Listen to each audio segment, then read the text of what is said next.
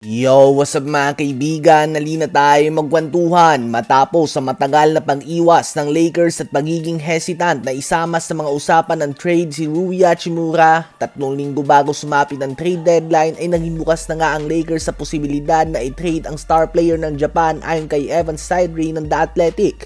Gusto nga nilang magamit ang 18.2 million expiring contract nito para kumuha ng isang player na magbibigay ng sagot sa problema nila pagdating sa rebounding at depensa. Dahil walang duda na magaling naman si Hachimura na player at capable na maging third option sa isang championship caliber team. Kaya ka nga niyang bigyan ng 17 to 22 points per game sa isang playoff series kung gagamitin mo nga siya ng tama.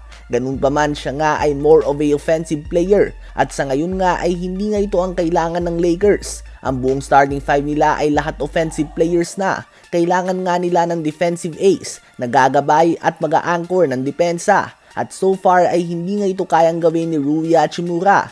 Sa edad na 27 years old at sa kanyang 18 million contract, si Hachimura ay isang player na hindi mahirap hanapan ng trade partner. Kahit sinong team na nangangailangan ng 15 points per game as a starter o 6-man ay matutulungan nga ni Hachimura. Nakadepende na lang nga ito sa kung sino ba ang makukuha ng Lakers sa kapalit nito. Nais nga nilang i-trade ang Japanese star dahil expiring na ang contract nito at very likely na aalis na siya sa free agency sa off-season. Ano ba masasabi niyo tungkol dito?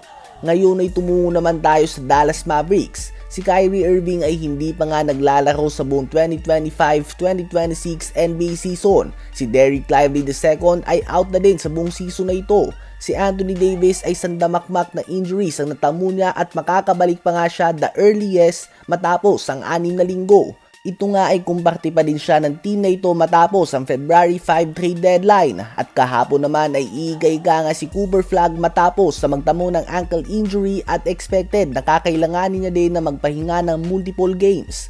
Ang Dallas Mavericks ay may record lamang ngayon na 15 wins and 26 losses para sa 12th seed ng Western Conference. Isang talo pa nga at babagsak na sila sa 13th seed at maaangatan na sila ng Utah Jazz. 4 sa kanilang starter ang injured at naghahabol pa nga sila sa standings. It's safe to say na tapos na ang season na ito para sa Mavs. Well, may pag-asa pa din naman sila, subalit matalino pa din nga bang galaw ang isugal ng kalusugan at pabalikin ng maaga ang iyong mga star players, considering na very likely nga na mamimiss nila ang playoffs.